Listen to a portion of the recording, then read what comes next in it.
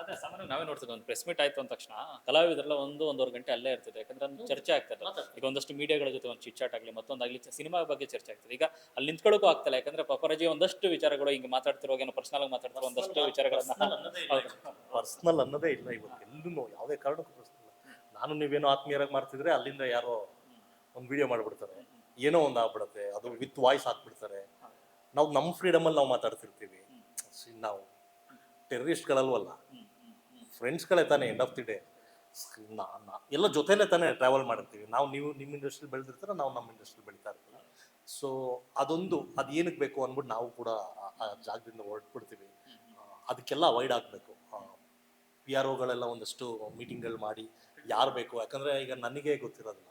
ಈಗ ನೋಡಿ, ನಾನು ಸೆಪ್ಟೆಂಬರಲ್ಲಿ ಲಾಸ್ಟ್ ಪ್ರೆಸ್ ಮೀಟ್ಸ್ ಅದು ಇದು ಅಟೆಂಡ್ ಮಾಡಿದ್ದು, ಇಲ್ಲಿವರೆಗೂ ಅಟೆಂಡ್ ಮಾಡಿಲ್ಲ. ಈಗ ಒಂದಷ್ಟು ಜನ ಇನ್ನೂ ಉಟ್ಕೊಂಡಿರ್ತಾರೆ, ಅವ್ರು ಯಾರು ಅನ್ನೋದು ನನಗೆ ಗೊತ್ತಿರೋದಿಲ್ಲ. ಸೊ ಪಿ ಆರ್ ಒಗಳಿಗೆ ಇದೆಲ್ಲ ಗೊತ್ತಿರುತ್ತೆ. ಒಂದು ಚೇಂಬರಿಂದ ಒಂದು, ಅಂದರೆ ಈಗ ಎಲ್ಲದಕ್ಕೂ ಒಂದು ಯೂನಿಯನ್ನು, ಅದಕ್ಕೊಂದು ಕಾರ್ಡು, ಅದು ಇದೇನು ಅಂತಲ್ಲ, ಆ ಥರ ಏನಾದರೂ ಇನ್ ಕೇಸ್ ಅದು ಮಾಡಿದ್ರೆ ವರ್ಕ್ ಆಗ್ಬೋದು ಅಂತ ನನ್ನ ಪ್ರಕಾರ. 2-3 ದಿನಗಳಿಂದ ತುಂಬ ದೊಡ್ಡ ಮಟ್ಟದ ಚರ್ಚೆ ಆಗ್ತಿರೋಂಥದ್ದು. ಸೊ ಕಲಾವಿದರೆಲ್ಲ ಒಂದು ಗುಂಪಲ್ಲಿ ಇದ್ದೀರಾ.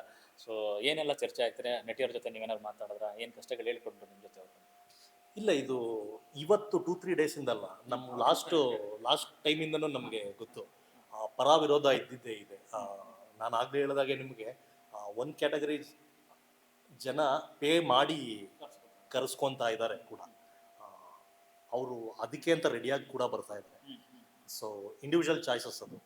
ನಾನು ಹೇಳೋದು, ನೀವು ಬರ್ತಡೇ ಮಾಡ್ತಿರೋ ಅಗೇನ್, ಅದು ನಿಮಗೆ ಬಾಲಿವುಡಲ್ಲೂ ಇದೆ. ಅದು ಅವ್ರು ಬರ್ತಡೇ ಮಾಡ್ತಾರೆ, ಅಲ್ಲಿ ಕರ್ಸ್ಕೊತಾರೆ, ಅವ್ರು ಏರ್ಪೋರ್ಟಲ್ಲಿ ಕರೆಸ್ಕೋತಾರೆ, ಅವ್ರು ಜಿಮ್ಮಲ್ಲಿ ಕರೆಸ್ಕೋತಾರೆ. ಓಕೆ, ನೀವು ಎಲ್ಲಿ ಬೇಕಾದ್ರೆ ಕರೆಸ್ಕೊಳ್ಳಿ ಅದನ್ನು. ಬಟ್ ಸಿನಿಮಾ ಅಂತ ಇದು ಮಾಡಬೇಡಿ. ಯಾಕಂದ್ರೆ ಪ್ರೆಸ್ ಮೀಟ್ ಅನ್ನೋದ್ರಲ್ಲಿ ಬೇಡ. ಯಾಕಂದ್ರೆ ನಮ್ಮದೊಂದು ಎಫರ್ಟ್ ಇರುತ್ತೆ, ನನ್ನದೊಂದು ಕನಸು ಇರುತ್ತೆ. ಎಲ್ಲ ಒಂದು ಕನಸು ಕಟ್ಕೊಂಡು ಅಲ್ಲಿ ಸಿನಿಮಾ ಅಂತ ಕೆಲಸ ಮಾಡಿರ್ತೀವಿ, ಅಲ್ಲಿ ಬಂದು ಯಾರೊಬ್ರು ಹಾಳು ಮಾಡೋದು ನನ್ನ ಪ್ರಕಾರ ಅದು ಸರಿ ಇಲ್ಲ.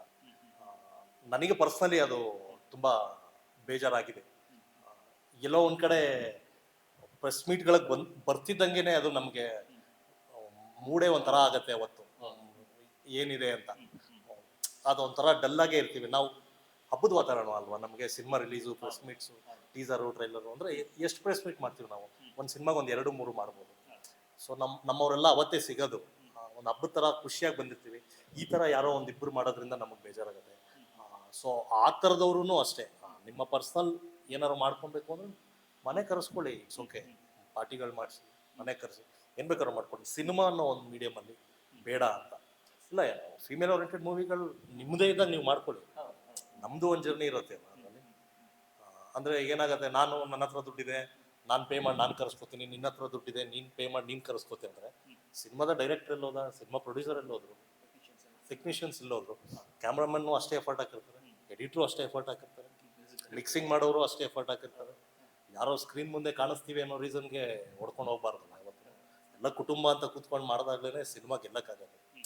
ಹಿಟ್ ರೇಷಿಯೋಸ್ಗಳು ಅವಾಗ ಅದಕ್ಕೆ ತುಂಬ ಜಾಸ್ತಿ ಇತ್ತು, ಈಗ ಹಂಗಿಲ್ಲ. ಜಸ್ಟ್ ಗೊತ್ತಿಲ್ಲ ನನಗೆ, ಅದು ಮಿಲಿಯನ್ಸ್ ಟು ಗೆದರ್ ವ್ಯೂಸ್ ಇರುತ್ತೆ ಅಲ್ಲಿ. ಹೊರಗಡೆ ಬಂದರೆ ಅವ್ರನ್ನ ಯಾರು ಇಬ್ಬರು ಕಂಡು ಹಿಡಿಯೋದಿಲ್ಲ. ಆ ಥರ ಪ್ರಾಬ್ಲಮ್ ಆಗ್ತಿದೆ ಇವತ್ತು. ಜನ ತಲೆ ಬಗ್ಗಿಸ್ಕೊಂಡೇ ಫೋನಲ್ಲಿ ನೋಡ್ತಿದ್ದಾರೆ, ತಲೆ ಎತ್ತಿದ್ರೆ ಅವ್ರು ಬರ್ತಿದ್ರು ಅವ್ರನ್ನ ಕಂಡುಹಿಡಿಯೋದಿಲ್ಲ. ಆ ಪ್ರಾಬ್ಲಮ್ ಆಗ್ತಿದೆ ಇವತ್ತು. ಅದರಿಂದ ಅಸಂಪ್ಷನ್ ಹೊರಗಡೆ ಬರಬೇಕು, ಅದರಿಂದ ಹೊರಗಡೆ ಬರಬೇಕು. ರಾಜ್ಕುಮಾರ್ ಸರ್ ಎಲ್ಲ ಬಂದು ನಿಂತ್ಕೊಂಡ್ರೆ 500 ಜನ 1000 ಜನ ಸೇರ್ತಿದ್ರಂತೆ, ವಿತೌಟ್ ಇನ್ಫಾರ್ಮೇಶನ್. ಸುಮ್ಮನೆ ಹಿಂಗೆ ಇಳಿದ್ರೆ ಸೇರ್ತಿದ್ರಂತೆ. ನಾನು ನಗರದಲ್ಲಿ ಇರೋದ್ರಿಂದ ದರ್ಶನ್ ಸರ್ನೆಲ್ಲ ನೋಡಿದ್ದೀನಲ್ಲ, ಸುಮ್ಮನೆ ಹಿಂಗೆ ಬಂದ್ರೆ ನಿಮಗೆ ಸಿಗ್ನಲ್ಗಳು ಬ್ಲಾಕ್ ಆಗುತ್ತೆ, ಜನ ಸೇರ್ತಾರೆ. ಯಾವುದು ಡಿಜಿಟಲ್ ಇಲ್ದಾಗಲೇ ಅಲ್ವಾ ಅವರೆಲ್ಲ ಸ್ಟಾರ್ಗಳಾಗಿದ್ದು. ಅದೊಂದು. ಬಟ್ ಧ್ವನಿ ಎತ್ತಿರೋದು ಇದು ತುಂಬ ಸ್ಟ್ರಾಂಗ್ ಆಗಿ, ಇದಕ್ಕೊಂದು ಸೊಲ್ಯೂಷನ್ ಬೇಕು.